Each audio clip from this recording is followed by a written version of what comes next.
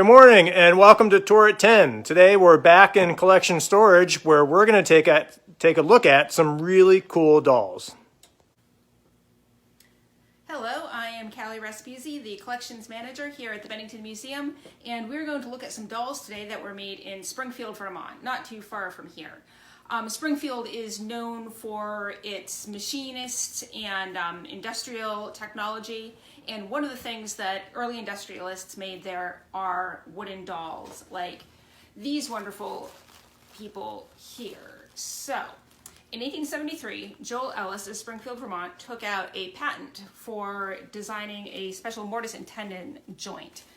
And these dolls are all movable. They have little joints, so you can play with them.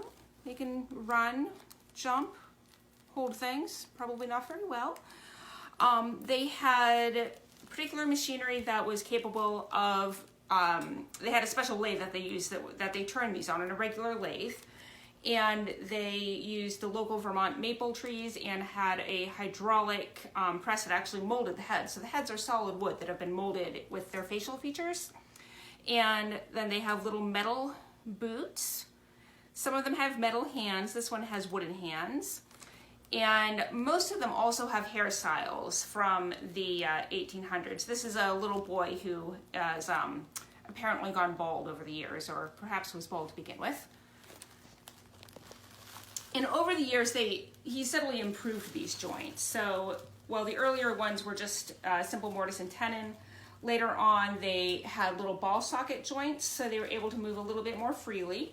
And the hairstyles changed as fashion changed too. This is actually a very unusual doll in that she has black skin. When the dolls were made, they were simply dipped headfirst into the paint. And then female employees would add the facial features, the eyes, the lips, cheeks, and the hair. And then the legs and hands were also dipped in paint likewise. This is another example here. I particularly like her. I think she has just the sweetest little face. She has metal hands, which are molded with a little bit more detail. And also her joint here, I don't know if you can see this very well, but her joint is also a little bit more advanced too.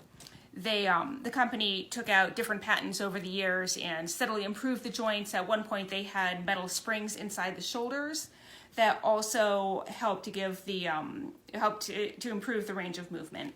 These dolls were originally made in 3 different sizes. This is the smallest size. They came as large as 18 inches tall, which is pretty good size for a wooden doll. It made it a little bit heavy. These dolls were never a great commercial success. Unfortunately, the wooden features are very prone to chipping, and later dolls also were sometimes made with composition heads or with plaster heads to help give the facial features a bit more detail, and those are especially prone to chipping and to damage. And one of the theories is that children didn't necessarily want a hard wooden doll to hold. You wanted something a little bit more cuddly. And also, if you decided to beat your brother over the head with a doll, having something hard made of wood was much more liable to cause a lot more damage than a nice soft rag doll, or even a doll that simply had a china head and was had a cloth body. So these were never really commercially successful, and the company didn't make them for very long. But they're absolutely wonderful and definitely very collectible today. We have an excellent collection here in the museum, and a couple of them are currently on loan down to the Heritage Museum too. So if you get a chance to get down there at some point when everything else opens up, hopefully you'll be able to see them on exhibit there. We have one in the church gallery here as well. Well, thank you so much, Callie. That was an excellent object for Tours at 10. I love those little dolls.